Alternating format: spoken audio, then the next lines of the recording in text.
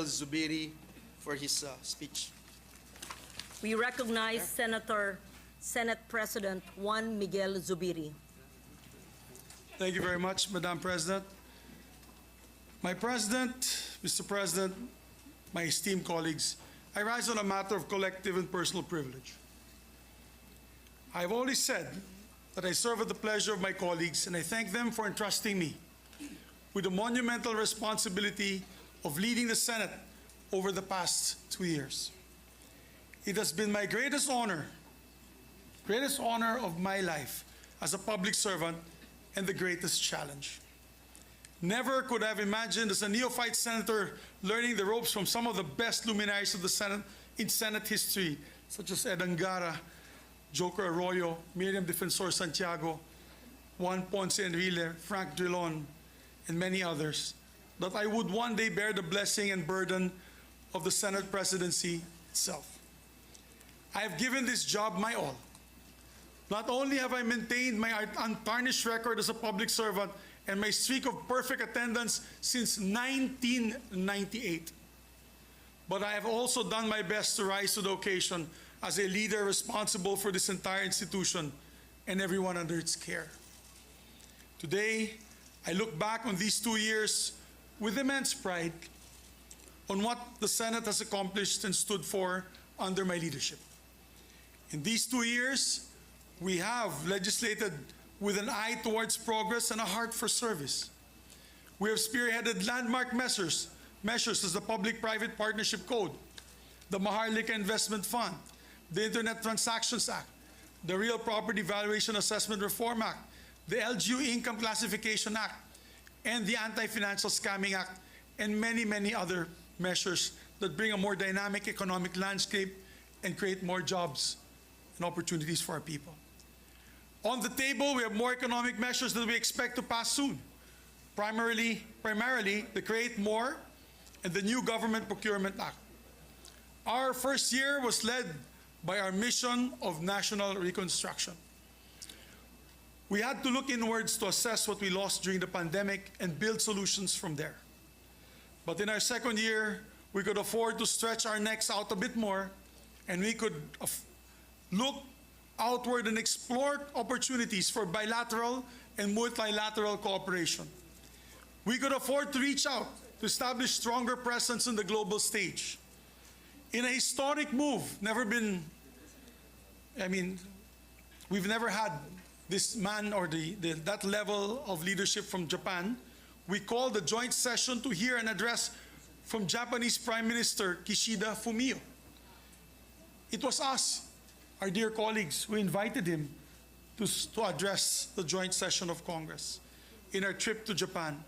And we had the honor of listening to a message from the former Senate UN Secretary General Ban Ki-moon in this very hall at the invitation of this Senate. In each of all these exchanges, we were able to advocate for better conditions and opportunities for Filipino workers abroad. And we're able to explore possibilities in defense cooperation, trade agreements, academic and cultural exchanges, agricultural partnerships towards a more globally involved Philippines.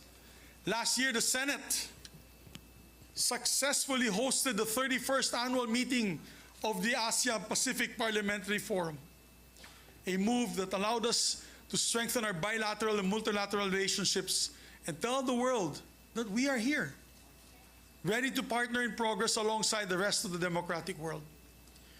We work to secure peace in the region so we can protect our fisher folk and their livelihood here on our waters.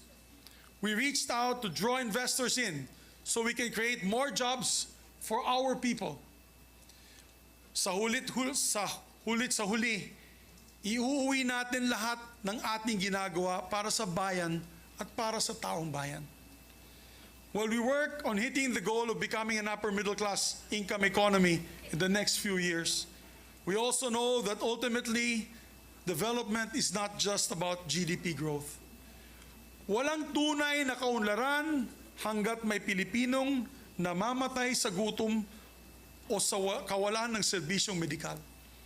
Walang tunay na kaunlaran hanggat may mga kabataan tumitigil sa pag-aaral para magtrabaho para sa kanilang mga pamilya.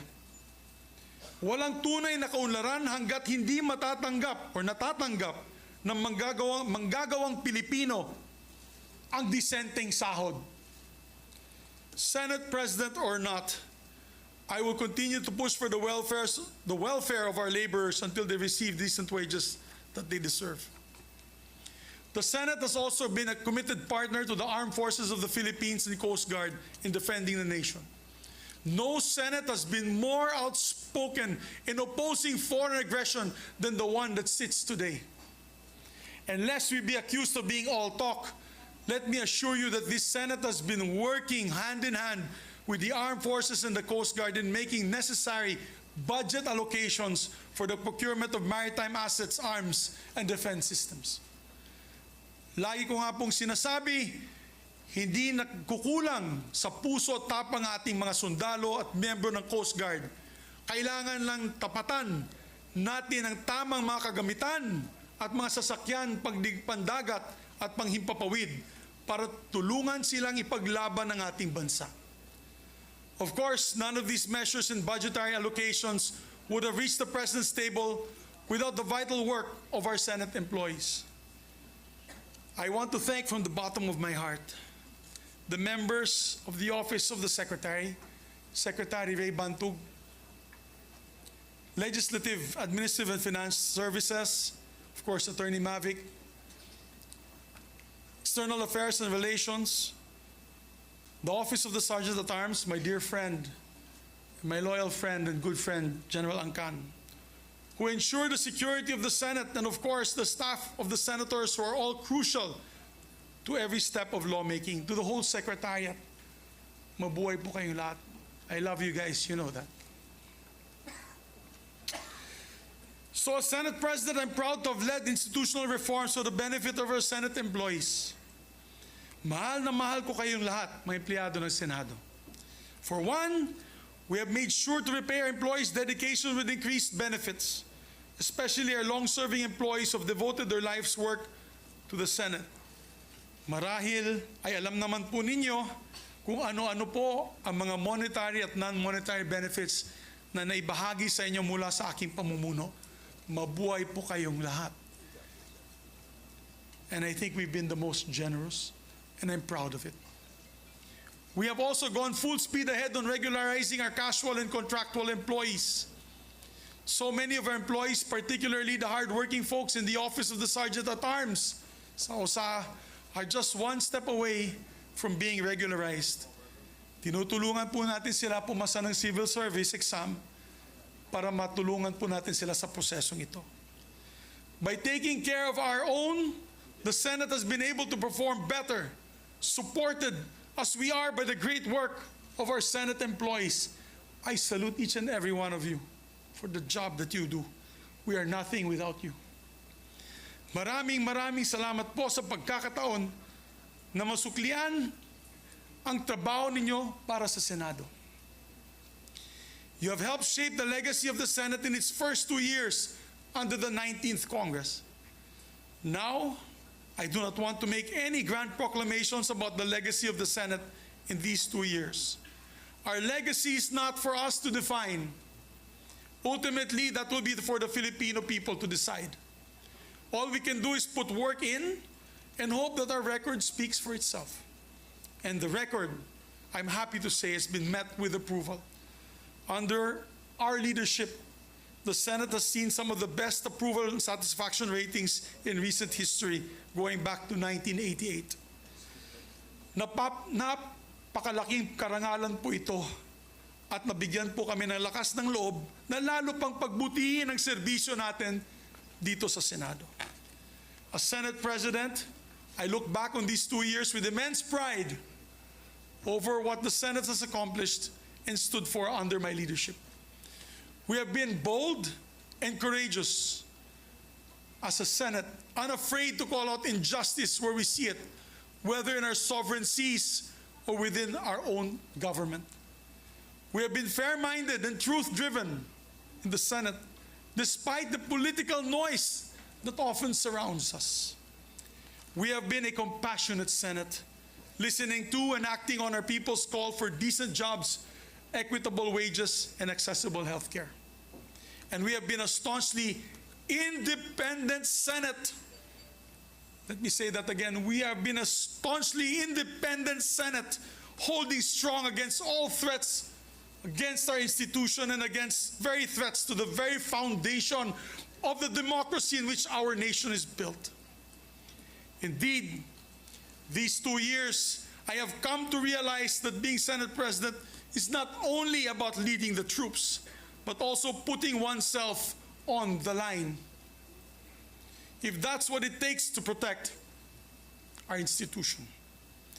And so I have put myself on the line to shield the Senate from all attacks, particularly from efforts to diminish the powers of this institution as the country's last bastion of democracy.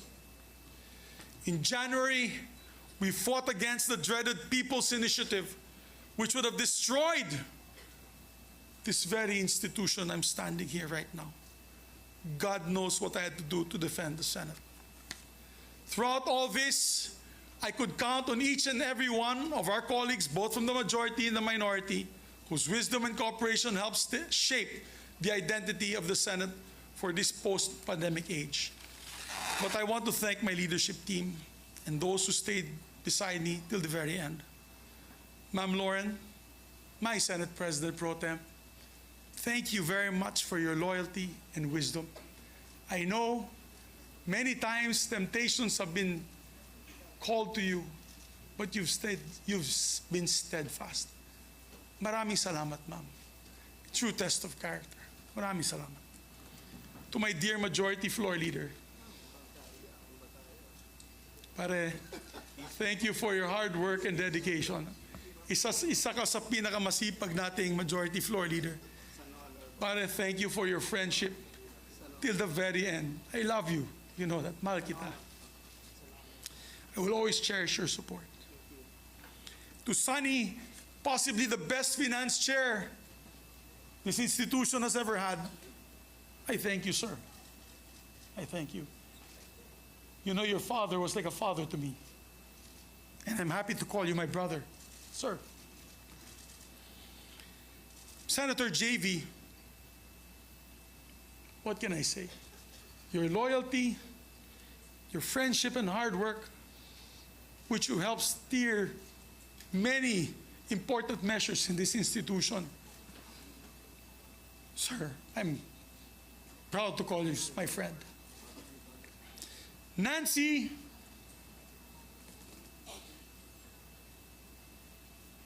who's been loyal from day one as a friend, never waving. Thank you, my dear. I love you dearly and your family. Sherwin, my kumpadre. Pare, maraming salamat, pare. You are a good friend and kumpadre. I'm proud that you're the ninong of my son. To Bato de la Rosa, who stuck it out with me till the very end. Sir, I salute you, sir.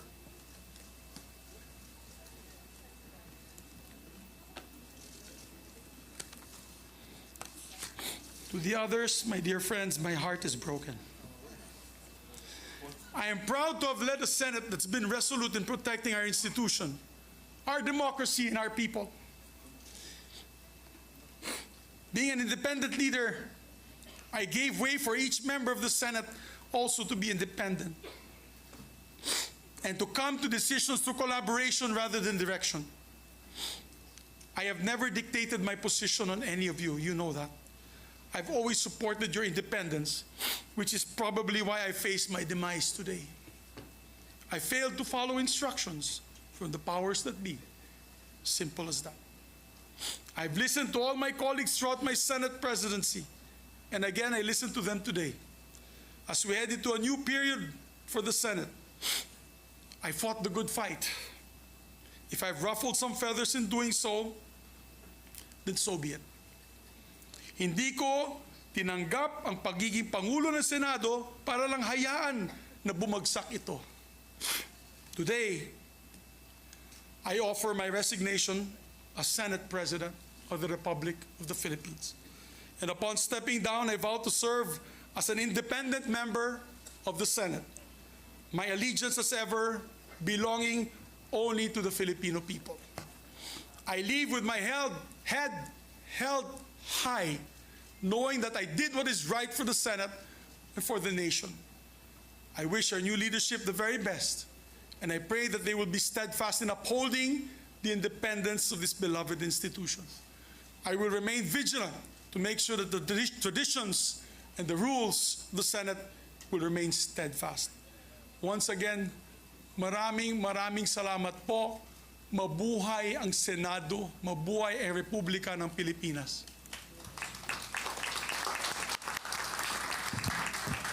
Thank you very much, Senate President Juan Miguel Zubiri, for your heartfelt speech. We are grateful for your service to the institution. Thank you for your service to the nation. Thank you for a job well done, Senate President Juan Miguel Zubiri. Session is suspended.